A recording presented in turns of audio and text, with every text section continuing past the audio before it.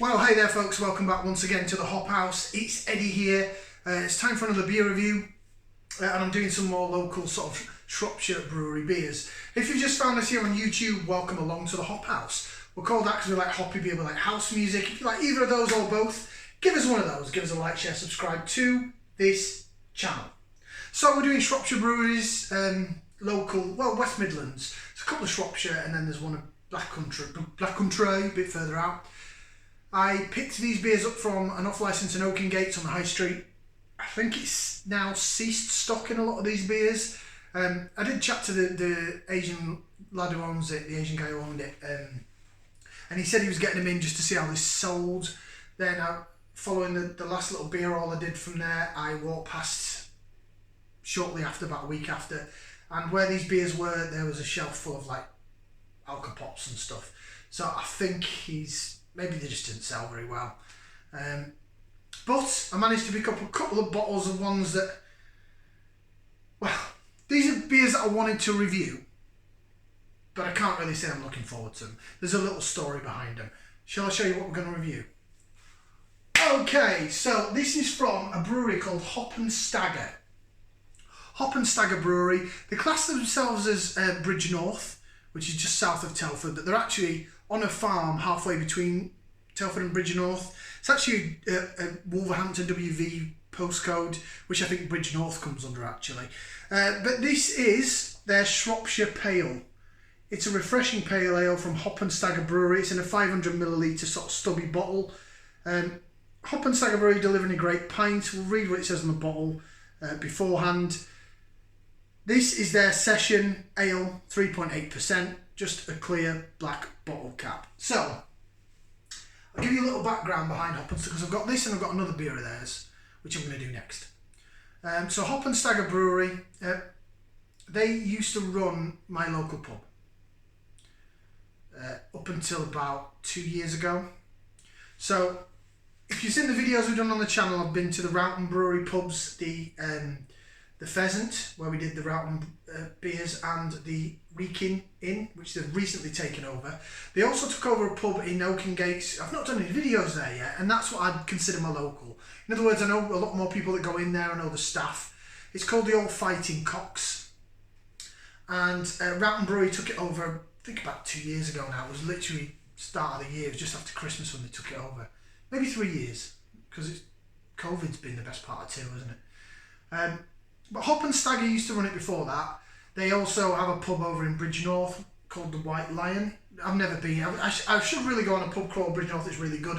The only problem is there's no trains that get there apart from steam train from Kidderminster, and it means I'd have to go Telford to Birmingham, Birmingham to Kidderminster, Kidderminster to Bridgnorth. So it's a hell of a long way around.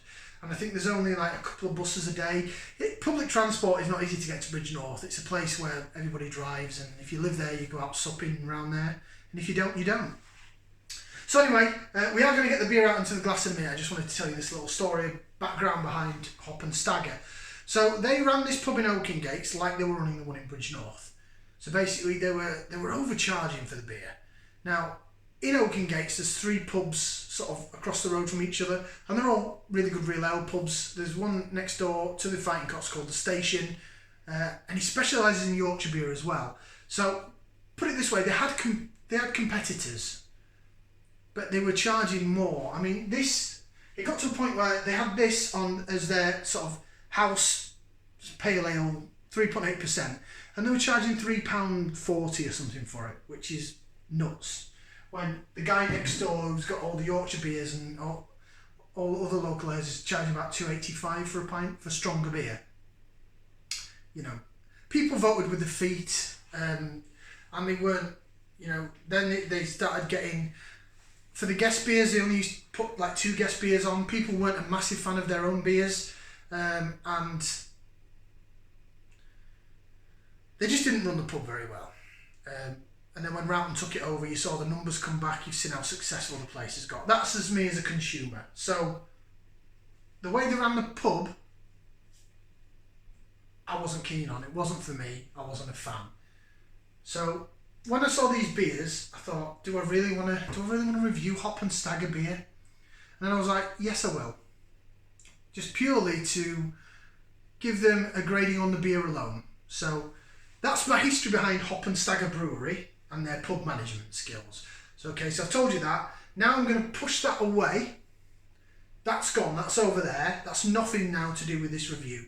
So if anyone's watching from Hop and Stagger Brewery, don't think you would do, but if you are, that was just my opinion as how me and other customers felt in the old Fighting Cocks in Oakengates. But that's gone over there. Now we're going to review your beer. Okay, let's get it out into the glass and see what she looks like.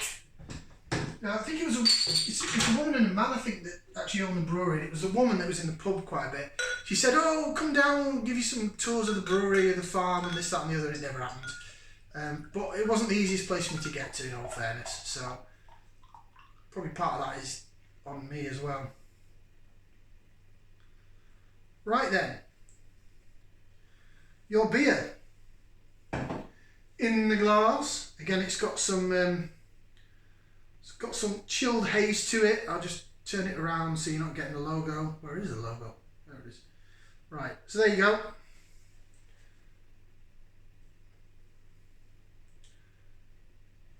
It is blonde to golden in colour. It looks quite hazy actually. I'm wondering if this is a bottle conditioned beer. I'm just trying to see. It does look very hazy. Very hazy indeed, but the carbonation is shooting up there. You can't even pick it up on camera. To you it looks quite golden, but when I hold it up to the natural light, it looks more blonde to golden, but there's huge amounts of carbonation going up there, shooting up. But there's definite haze to it. It's not, I'm just trying to think if it's a chilled haze or not. I'm wiping the glass down, but it's still very hazy. I'm trying to see if there's any particles in there. I can see some, you know what, Hop and Stagger Brewery, fair play, that might be a bottle conditioned beer. It looks, I'm going to use the word interesting. Not what I was expecting and interesting, but this raging carbonation. It's carbonating like a lager almost. It's mad. Should we go for some aroma? It's aroma time. We're going to put that in there. We're going to give it a whiff, see what we can sniff.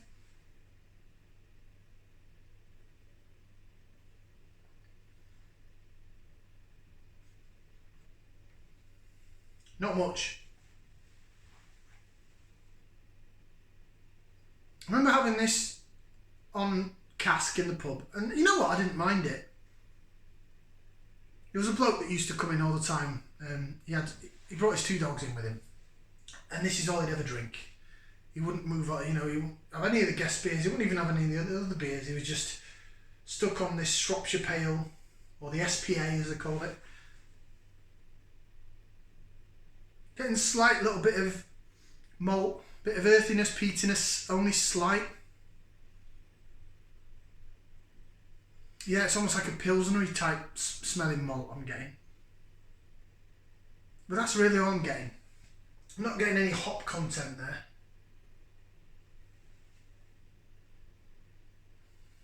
Let's give it a try, and then we'll jig it about a bit, and then hopefully once I've given it a jig in the glass, we'll get a bit more on the aroma. So bottoms up down the hatch.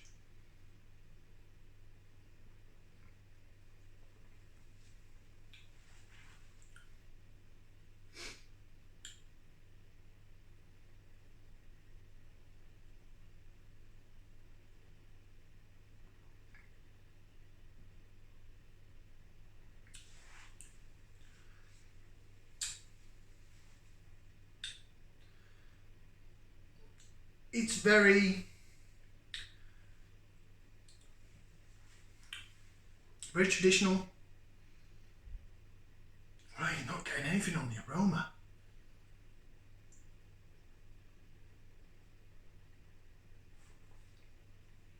Still looks quite hazy though. I mean, it's pleasant enough to drink. It's going down quick enough. Right, bit of laser vision. Look at it jig around in that glass. Look at that. Look at the carbonation. Rife. It's rife. You can't even pick it up on camera, but it's really rife. Can you see on camera? You can't really see much. It just looks like a golden to amber colour beer. It's... What I'm seeing is totally different to what the camera's seeing. Right, can you see the bubbles chasing the glass? But you can't, can you?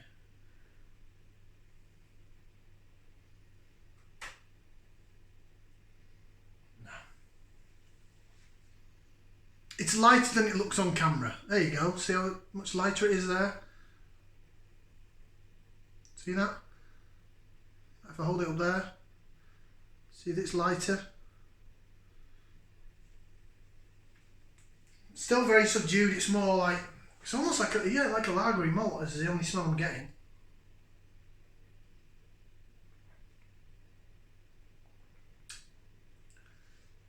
Again, it's not got a bad body for it for a 3.8. It does almost taste like a cask beer. That's why I'm wondering if it's bottle conditioned. Although it's cleared up a bit now. There's a little bit of bite on the back end. A tiny little bit peppery. A little bit of bite.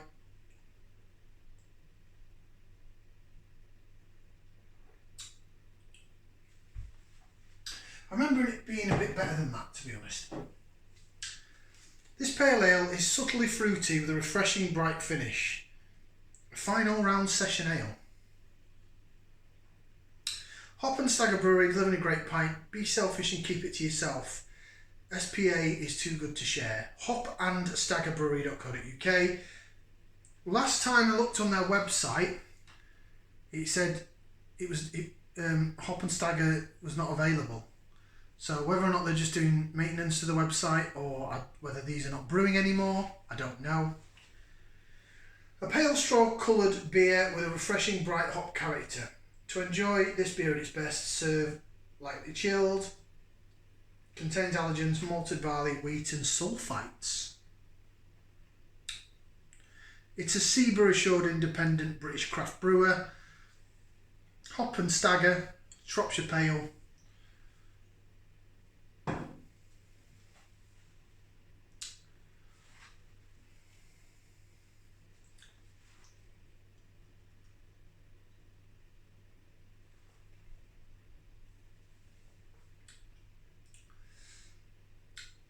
It doesn't taste awful. I'm just trying to figure out what I'm tasting. Would I say it's fruity? No, it's much more traditional pale ale. Like a Bass pale ale or something like that.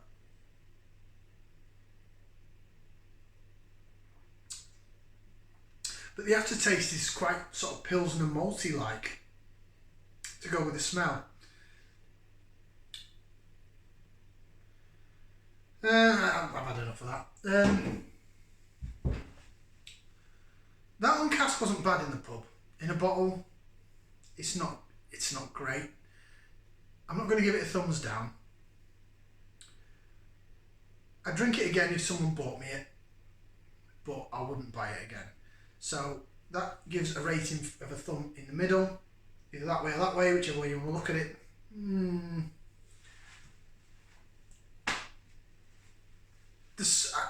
The mouthfeel is the best thing about the beer, I'll be honest. The smell is next to nothing, and the taste is...